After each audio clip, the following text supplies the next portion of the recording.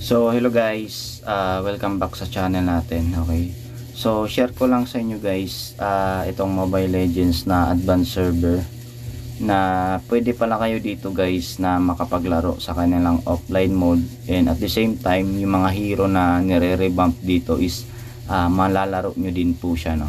And ang maganda dito guys, kompleto din po yung hero na maaari nyong gamitin, no? Okay, at ang kagandahan dito guys, meron din po siyang hard training or yung kanyang hard mode sa AI training, no?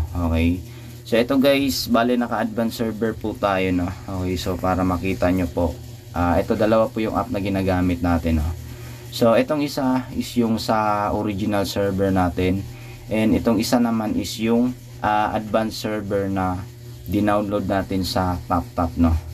Okay, so sa mga hindi pa nakapanood guys kung paano gumawa ng advanced server gamit yung TapTap na application, ilalagay ko lang guys yung link dyan sa video link dyan sa description, sa ilalim ng video na to, para mapanood nyo yung previous video natin about dito sa advanced server kung paano ba gumawa, no? Okay, so anyway, dito muna tayo. Papakita ko lang sa inyo dito guys yung AI training mode nya. So good news guys, meron din po siyang hard mode dito sa kanyang AI training, no? Okay, so basta guys na i-download nyo po lahat ng kanyang file resources. Syempre kapag i-access mo to, mayroon kang internet, kailangan nyo lang po i-download yung kanyang mga file resources, no? Para ma-access nyo po yung offline mode na merong hard, no?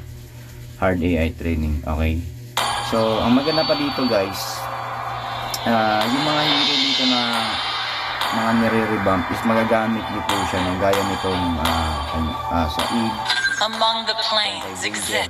so ito guys, magagamit nyo po yung mga hero dito sa original server na hindi pa nire-revamp. So dito magagamit nyo siya ng naka-revamp na po, ano?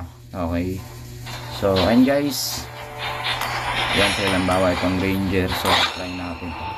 So alam ko guys, itong Ranger na may binago silang skill dito, no? Okay, so kapag ganyan guys, bago na po yung parang mukha niya, so ibig sabihin yan naka-revamp po yan, no, sa advanced server. Okay, so dito naka-offline mode tayo. So ayan, so ganang, yun lang guys yung isi-share ko sa inyo ngayon, no, sa mga hindi pa nakakaalam na meron pong offline mode sa advanced server, no. Kung sa mga gusto lang maglaro ng offline mode guys, at sa mga wala pang advanced server, yung video link guys ayan sa description, ipipin ko po yan. Okay, so yan lang guys, at maraming salamat.